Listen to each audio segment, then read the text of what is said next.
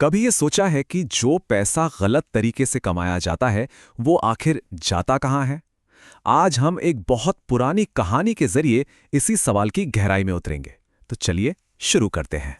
आजकल बड़े शहरों में एक बड़ी अजीब सी चीज देखने को मिलती है ना? एक तरफ तो बड़ी बड़ी फैक्ट्रियां और मिलें बंद हो रही हैं, और दूसरी तरफ शराब की दुकानों और अस्पतालों में लाइनें लगी हैं, भीड़ बढ़ती ही जा रही है। ये जो विरोधाभास है, ये हमारे समाज के बारे में आखिर क्या बताता है? देखिए, इस आज की पहेली का जवाब शायद हमारे कल में, हमारी ही एक पुरानी बोध कथा में छिपा हुआ है। ये कहानी हमें बताएगी कि कैसे कभी-कभी समृद्धि का रास्ता ही बर्बादी की तरफ ले जाता है। तो कहानी की शुरुआत होती है एक जान बचाने से, और देखते ही देखते एक जानलेवा हादसा एक पूरे गांव की किस्मत बदलने वाला था। कहानी कुछ यूं है कि एक अमीर सेठ एक कार में जा रहे थे और उनकी कार का एक भयानक एक्सीडेंट हो गया। ड्राइवर तो मौके पर ही चल बसा और सेठ बुरी तरह घायल होकर बेहोश हो गए।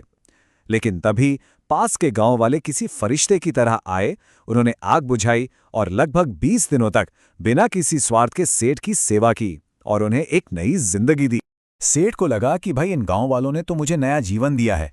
उस गांव में बहुत गरीबी थी, भुखमरी थी। तो इस एहसान को चुकाने के लिए सेठ ने वहां एक बहुत बड़ी टेक्सटाइल मिल लगाने का फैसला किया। और ये कोई छोटी मोटी मिल नहीं थी।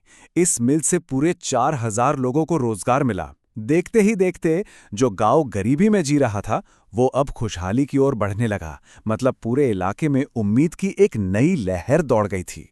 पर जैसा कि अक्सर होता है, जहां पैसा और समृद्धि आती है, वहां लालच भी पीछे पीछे पहुंच ही जाता है। अब कहानी में एंट्री होती है एक नेता की। वो नेता गांव में आता है और मजदूरों के मन में जहर घोलना शुरू कर देता है।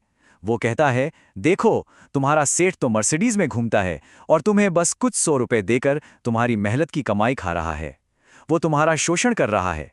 यूनियन ने 2 मांगें रखीं। पहली कि मजदूरों को लाने ले जाने के लिए कंपनी बसें लगाए। सेठ ने सोचा ये तो जायज मांग है और उसे तुरंत मान लिया। पर दूसरी मांग थी कि हर मजदूर की दिहाड़ी 100 रुपए बढ़ाई जाए। अब इसका मतलब था महीने का 1 करोड़ रुपए से भी ज्यादा का खर्च। अब इस मांग से सेठ बड़ा परेशान हुआ। तभी उनके एक बेहद चतुर सलाहकार ने उन्हें एक ऐसी तरकीब बताई जो सुनने में तो बड़ी उदार लगती थी, पर असल में एक बहुत बड़ा जाल थी। इसके बाद जो हुआ वो किसी ने सोचा भी नहीं था। सेठ ने सभी मजदूरों को इकट्ठा किया और ऐलान किया कि वो उनकी मजदूरी 100 रुपए नहीं बल्कि सीधे 2 गुनी यानी 200 रुपए रोज बढ़ा रहे हैं। सब हैरान थे, यहां तक कि वो नेता भी सन्न रह गया।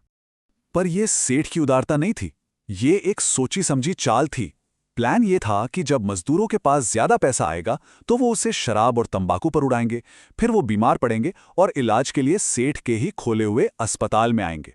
मतलब जिस हाथ से पैसा दिया उसी हाथ से, बल्कि उससे भी ज्यादा वापस ले लिया जाएगा। इस योजना का नतीजा बहुत भयानक निकला, सिर्फ मजदूरों के लिए नहीं बल्कि खुद सेठ के लिए भी।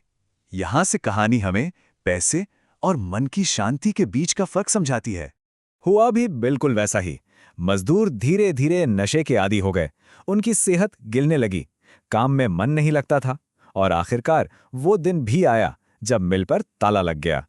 लेकिन सेठ की शराब और तंबाकू की दुकानों ने इतनी कमाई की कि मिल का सारा नुकसान मुनाफे में बदल गया। एक तरफ तो सेठ ने पैसा कमा लिया, अरबों का मालिक बन गया, लेकिन जिस पाप की कमाई से उसने अपनी तिजोरी भरी थी, उसी पाप ने उसके घर में भी घुसपैठ कर ली। घर में अशांति रहने लगी, पत्नी की कैंसर से मौत हो गई और बच्चे भी नशे और जुए की लत में पड़ गए। परेशान होकर सेठ एक सिद्ध पुरुष, एक संत की शरण में पहुंचता है और वो संत उसे उसकी समस्या की असली वजह बताते हैं। जब सेठ ने संत को फल और पैसों से भरी टोकरी भेंट करनी चाही, तो संत ने उसे लात मार दी। उन्होंने कहा, ये पाप का पैसा है, अगर मैंने इसे छू भी लिया तो तू नरक में जाएगा। संत ने समझाया कि ये धन चंचला लक्ष्मी है, मतलब ऐसा पैसा जो अधर्म से, गलत तरीके से कमाया गया हो। ये पैसा कभी टिकता नहीं, ये जहां भी जाता है अपने साथ अशांति और बर्बादी लेकर आता है, ठीक वैसे ही जैसे सेठ के अपने घर में हुआ। संत ने आगे बताया कि ये भ्रष्टाचार का चक्र सिर्फ सेठ तक ही नहीं रुका। जब मजदूर शराब खरीदते हैं तो उसका टैक्स सरकार को जाता है, उसी टैक्स के पैसे से अफसरों को तनख्वाह मिलती है। इस तरह राजा से लेकर सिपाही तक सबकी बुद्धि भ्रष्ट हो जाती है और पूरा देश बर्बादी की तरफ बढ़ने लगता है। तो चलिए अब इस कहानी को वापस हमारे उस पहले सवाल से जोड़ते हैं और देखते हैं कि ये आज के ज़माने में कितनी सही बैठती है। कहानी और आज की हकीकत में आप सीधी तुलना कर सकते हैं। कहानी की बंद मिल आज के हमारे संघर्ष करते उद्योग हैं।